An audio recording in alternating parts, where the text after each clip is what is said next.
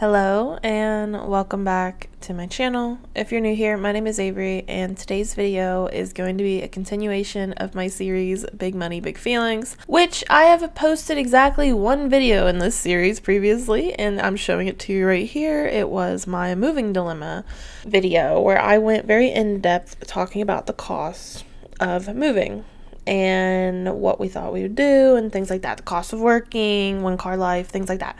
I cannot believe it's only been 11 months since I posted this video. In my head, I discussed this like 2+ years ago. So, welcome to episode 2 of Big Money and Big Feelings, which is going to be about questionable financial decisions I've made. And we'll also kind of use this as the opportunity to do a life update.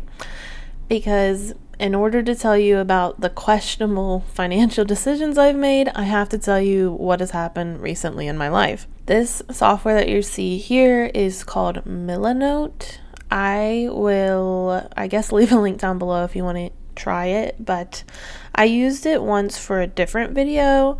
That video was this one, which also feels 1,000 years ago. So here's kind of what it looks like here. But yeah, that's what I'm using. Let's go ahead and get into it. Okay, so the reason why I was inspired to do this video was because I have been feeling very meh and about my finances lately, and I've kind of been diving deep in my heart and soul to figure out why that is, and I think it's because I've ultimately made a string of decisions in the past 6 or 7 months, so since the start of 2025, that ultimately I think were questionable at best. So maybe we should unpack them and see how we can go about making better decisions in the future, or maybe at least decisions I'm more comfortable with. To give you some context about me, my name is Avery. I'm 27 years old. I am living in Ohio. I'm from Ohio, and I live with my partner Nathan. We are engaged to be married, and yeah, that's kind of it. Before we moved in together, I lived on my own for a series of years. Let's see. So when I moved to college, I lived on my own in the dorms, and then all the way up to I think age 25, I would lived alone. So there was some brief periods where I went home for the summer, but for the most part, I have been living and paying my bills on my own, and now in the past couple years, I share my expenses with a partner, which I think maybe that's some of where this is going. But let's talk about reason number 1 that I think I've made some questionable financial decisions. I have been robbing my emergency fund. If you have been watching my Budget With Me videos, I feel like I've probably said it many different ways to justify it, but as I think back on it, I think I've just been robbing it. I feel like I've been robbing Peter to pay Paul. There is a wide variety of things that happened since the start of the year. I guess this is just a bit of a retrospective of my channel. I want to tell you something about just my life and money. I have had to learn good financial habits on my own. So I didn't learn anything from my parents, no offense to them. I have just had to essentially have been hyper vigilant and make good financial decisions over and over and over again in order to get to the point where I'm at now. I did not get a windfall. I don't get family money. I don't get family help. So, and I didn't get even family knowledge. I had to just kind of work through things as they come up. And I think that's why you kind of see where I'm at now, where now that I'm looking back on it, I'm like, okay, only way maybe I could have made a better decision, but also all I have to base off of is what the life I'm going through, you know what I mean? So it's like no one could really stop me from getting to this point. Although my own judgment probably could have stopped me. But yes, if we go back to the beginning of the year, you will see that I posted a video called Using My Emergency Fund. This video was essentially about on the 2nd or 3rd day of 2025, my sister's dog, who's also the childhood, our dog through childhood, but it's essentially my sister's dog now, she ended up having, I think it was pneumonia, and ended up going to the hospital. So my sister could not afford that expense up front. I ended up paying for it in full. It was like $2,400. I took it from my emergency fund, and I ended up telling her I would pay for half of it and she could slowly pay me back for the other half. So she has been doing that. This isn't me putting her on blast. And I also, at the time, I was saying to myself, even if she couldn't pay me back, it's fine. I kind of just want to click on one of my videos from December. And you can see on the side here, I had about $14,000 in the bank. If we go to YNAB today, I'm at less than $9,000 in the bank if we account for this credit card payment that needs to come out. So I've lost almost $6,000, or over $6,000. No, $5,000 maybe. Over about $5,000 has left my bank account in the past 7 months. So I've been operating on a net negative. But back to the emergency fund dilemma. Where I've landed with this, and this will be in combination with some of the other decisions I've made in the past few months as we go further into this video, is ultimately, I think the reason why I ended up doing that was, one, because I want to support, like, I don't want to see our childhood or the family dog suffer, as I mentioned in that video. But another thing about it was, I think I justified making a big decision like that and taking a big financial hit like that by saying that I essentially had kind of a bit of this idealized way of thinking about what I want with my finances. What I mean by this is, I have this idea that what I want in life is to be financially well off at a point, or financially well off to the point that I can help my family. Like, I actually don't think it's a bad thing to help your family, you know? But that being said, I feel like I'm robbing Peter to pay Paul. Like, I'm Peter and I'm paying Paul, which is other people's financial expenses that I just necessarily should have thought a little more through on whether or not I'd be comfortable with it. That's kind of where I'm thinking about, because that took about $2,400 from the bank, and she's giving me some money back, but at the end of the day, like, the damage is done, and I'm never going to get the full amount back, you know what I mean? But I think the reason why I was kind of feeling like why I was justifying it like that is, I think sometimes too, like, if you come from a family where you are considered, like, if you come from a family that's more working class, honestly, which is how I'd classify my family, and you try to be better with your money, there's a lot of, like, financial pressures in place that make you feel like you need to either help. I don't know how to explain it, because this isn't me trying to, like, dog on my family, you know what I mean? It's just like, I put this pressure on myself to be the person that I put this pressure on myself to, like, work hard, invest money, save money, try to build this wealth, because in the future, I don't want to see my family poor and broke forever. You know what I mean? Like, I hate to see that. I hate to see, like, the ways that we, like, struggled to get to this point. I'm not really sure that I could have made this decision any differently besides just letting my sister deal with the fallout of it. And I really didn't want her to do that, because she's trying to pay off other debt that I think, if I can cover this, you know what I mean? So, like, I think that's kind of part one, is that I pulled from my emergency fund in a way that I had not anticipated, and that I probably maybe should have considered alternate ways of handling it.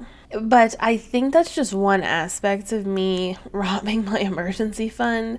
Then we can see more as I go through some of the other questionable decisions I've made.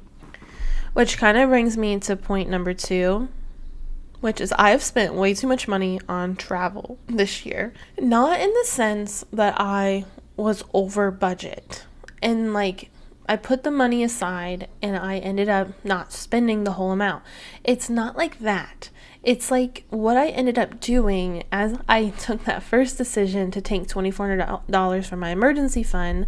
And I think I go into it in a different video, just I'm tracking my like slow decline here, is I ended up going and making a video about cruises. I ended up doing this thing, I think on my new budget for 2025, where I kind of just go into, I don't know if I go into that in that video specifically, but essentially what happened was I decided to reallocate my remaining emergency funding, one, to like build out my budget for the year. But then also, I decided to go ahead and fund out the remaining amount that I needed for the cruise that I went on. So I went on a cruise in March, and I was spending thousands of dollars on it. And I had saved a couple thousand up to that point. I'd been paying the payments at that point too. It's just I needed to cover things like my flight, my hotel, all that stuff. I ended up going ahead and I had a plan in place to cash flow that cruise savings up until the point in March to where I would be having enough money for it. But what I did instead was reallocate money from my emergency fund. I just told myself, okay, well, it's still in the budget until I actually spend the money. Instead, what I can do during the same time period is take this money that I would have mentally allocated to the cruise and allocate it back to my emergency fund. That did not work.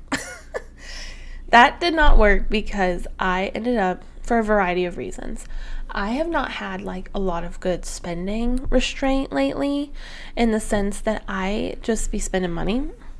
As we can see here, I've just been going on trips and traveling and spending money on things that I probably should have reconsidered a bit. And I should have considered how like I am with money, and I'm a little anxious with it. I probably should have not done that. But I think another major reason why it did not end up working out was around the start of the year, I really started to get body slammed by a bunch of medical bills. And I personally don't believe, I think medical debt in this country is a joke. I'm going to be honest with you. I think it's a joke. I think the fact that we force our citizens into these situations where you have to choose between getting the healthcare that you need and going bankrupt, or just getting the healthcare you need and then constantly paying off medical bills, I find that to be a very gross system. So I had a series of things that happened at the beginning of the year that just put me in one. I had a bunch of medical like procedures and like tests and appointments that happened, and that was adding up, and I was paying copay and everything every time. I also had switched medical insurances in the middle of last year. I ended up on my own medical plan, and while it's considered a decent plan for American standards, it was worse than my previous plan, which would probably be considered an amazing plan for medical standards. So I was kind of on the hook for all of those expenses, like the increase in the out-of-pocket max and the deductible and things like that. And then having all of those medical problems put me on a downward slide mentally, to the point where I ended up taking on more medical stuff, and I tried out TMS for treatment-resistant depression. I had just gotten to this point where I just felt like I could not function anymore. And I had been trying things and it wasn't working. And my physical health was really impacting my mental health, to the point where we kind of landed on, maybe I should try this for my mental health.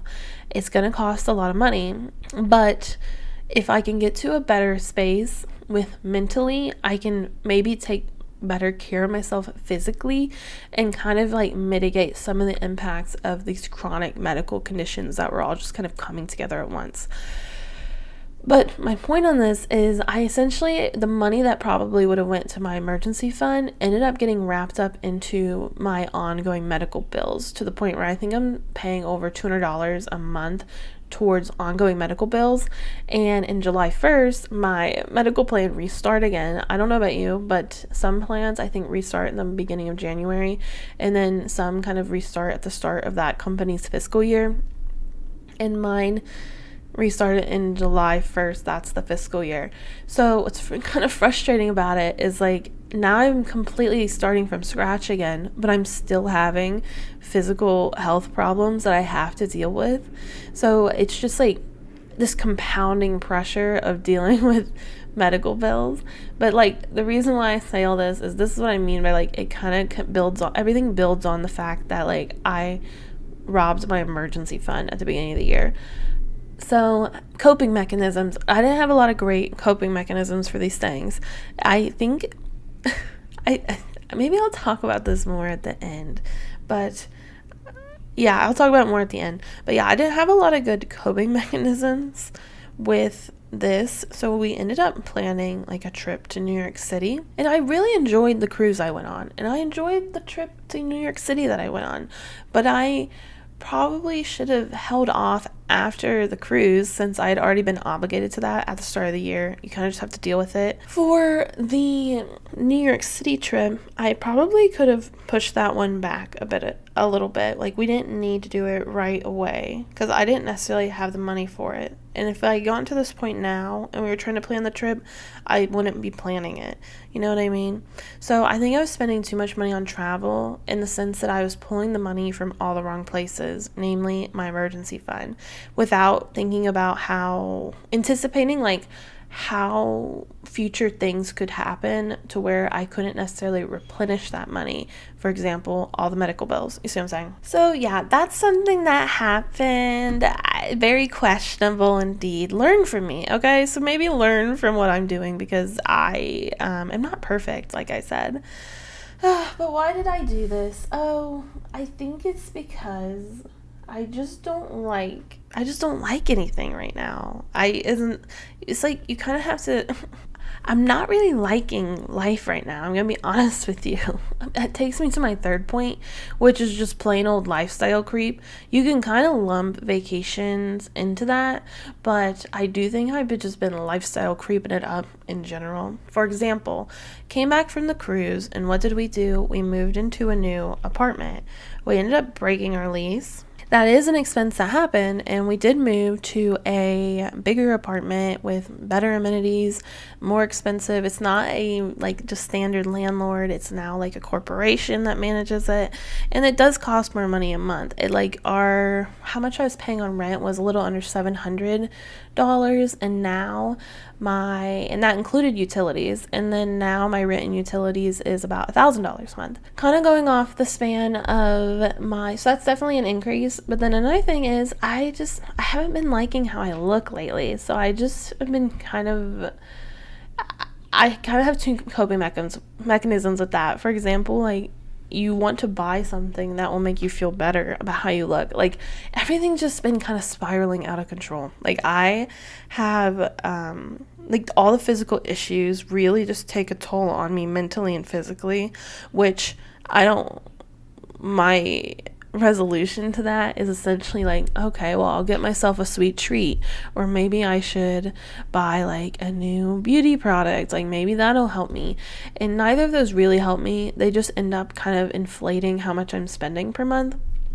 Or live events, like going to concerts, going to sporting events, just doing something to escape like the current reality.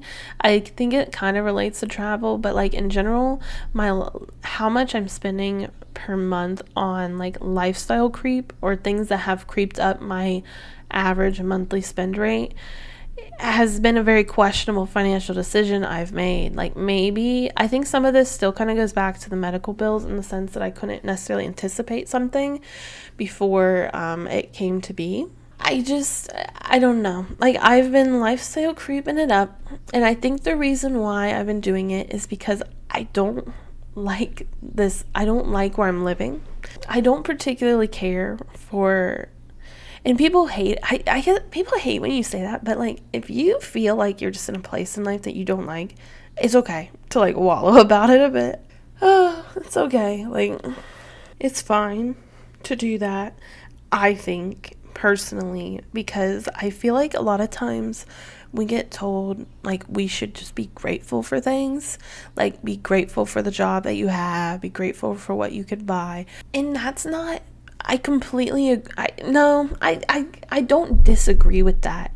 However, it's like, why am I working so hard? Like, this is like, I feel like I've been working super hard lately. And I understand why people get into lifestyle creep, because they just feel like it's like, yes, you feel like you deserve it. Like, it's very hard to consider. It's very hard to like consider. I don't know. Personally, like, I go through these phases where I'm just like, so I just keep working. I just keep working some job that's like it just takes up all of my time, and it doesn't actually, like, it doesn't fulfill me in any sort of way. You know what I mean? It is like, I'm supposed to invest as much money as possible and save as much money as possible, and then, like, if I'm lucky, I'll have like a couple $100 a month to like do what I want with. Yeah, I understand like why people get into lifestyle creep. It's just like you're trying to fill like a hole in your life that you can't fill with money. Like, it's a hole, in my opinion. Like, for me, I'm like, I can't fill this void with things I can buy with money. I tried. Like, I have tried to do more things out. I've tried to, like, treat myself more. I've tried moving to a different place, but it doesn't necessarily change, like, your headspace. And, I was really struggling with this for a while, especially, and I probably still am, I guess, at the beginning of the year with like all the medical issues. It just felt like everything was just compounding on each other in a sense that, no, doing this thing isn't going to fix it. Okay, let's talk about the mental health. There's no way to fix like chronic medical conditions, and then there's also, why am I so stressed out? It's because I'm trying to fit my life around like working, you know what I mean? Like, I don't know, that's kind of its own topic altogether. I personally think like some of the things that you try to fill the void with money wise is ultimately like a sense, you're lacking a sense of meaning, you're lacking a sense of time, like you're lacking like this ability to have freedom in your decisions, and everything is just sort of a coping mechanism for that. So yeah, lifestyle creep, kind of a questionable financial decision that I've made. The last one might be a little bit strange to you, but I think also having overly ambitious goals, financially speaking, has sort of been questionable for me, because I don't do very well with like financial balance. Like, I unfortunately have like, I like personal finance as a hobby, and I also see it this way to escape like this life of poverty, essentially, this life of being broke and poor as a child and having all these problems, getting to this point, and you're trying to break free of that, and you're trying to bring everyone with you. You know what I mean? It's like, so I have these overly ambitious goals, but I don't necessarily have the income that I want or need to do everything at once. Like, and I find it hard to focus on, I've had a lack of focus with my financial goals lately. And I think that's kind of a twofold thing. It's because like building wealth is an incredibly boring and repetitive task, and I actually have discovered I don't like boring and repetitive tasks. For many people, like, building wealth is something that you do in the background of your life. Like, you just set up auto investments and just kind of move on with your life. And in theory, if you just set it up once and do it correctly once, like, you should get to a point where you have a decent amount of money saved that you can use for whatever your goals are. So some of the overly ambitious goals that I've had this year is I've wanted to max out my Roth IRA. And I think some of this is like, I feel this unwillingness to cut back on things as things are not working. Like, part of me is like, maybe I should reduce my investment contributions if I need to save up money in my emergency fund. Which is not I don't even see, I'm wallowing. I'm like, maybe I could do that. Another thing is like, there's some things where maybe I haven't acted on them yet, but mentally they're taking up a lot of space in my mind. For example, we got engaged almost a year ago at this point, and we have not done anything at all as far as a wedding or deciding how we want to get married or what we want to do for a wedding. Which, let me be clear, I don't think you necessarily, like, I'm not sitting here, I understand you can go to the courthouse and get just married, and it takes like an hour or 30 minutes or something. And I'm not saying we won't do that. I still just think like we should be allowed to celebrate our marriage and how far we've gotten with something. But the problem with that is, like, we're not getting money from family for this. No one's going to pay for it for us, so we can't do like a full-on wedding. So it's just mentally taking up this space in my mind, and then it kind of compounds with, like, how am I feeling about myself lately. So it's like, do I even want to do a wedding if I don't even like how I look? Like, we should just get married and move on. But I just kind of feel like there's been this series in my life where any sort of big achievements or big life events, I guess I should say, big life events happen, it's just kind of brush past, and we kind of just go over it. We go past it way too quickly. Yeah, so I don't know. There's that. So Max and I are off the array, trying to think about a wedding. We're so confused on what we want to do long term. Like, we don't even know if we want to stay in the city. We don't know if we want to buy a house one day. We don't know if we hate the idea of houses. And then another thing I forgot to put on here is my student loans. Like, there was a time period at the beginning of the year where I thought maybe I would go really hard at my student loans, which I think also impacted how I set up my yearly budget for the year. And it just hasn't panned out yet. That being said, I'm on the save plan, and they just announced that interest, if you're on the save plan, is going to start accruing again August 1st. So maybe that'll help me, like, get my priorities straight as far as, like, my spending goes. But I don't know, I just been feeling very about money lately, and I think a lot of it does kind of come back to, as I've thought about it very deeply, I do think a lot of this comes back to how growing up poor or working class impacted me.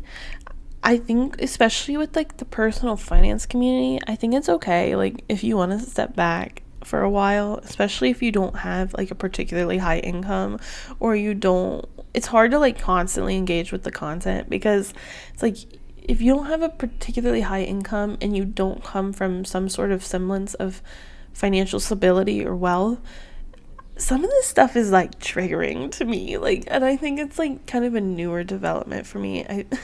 And this is nothing against, like, other people, but it is very triggering when you hear people say, like, they got money from their family to buy a house, or they got a windfall to pay off their loans, or if they got money to pay for a wedding, or if they got money to just go on a vacation, like, they got family money for all these things, or just they got, like, a large gift for their birthday or something.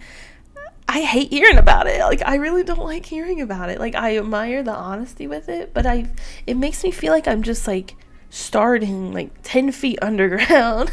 And that's just I don't know. There's a lot of pressure that I put on myself to, like, have a financial safety net.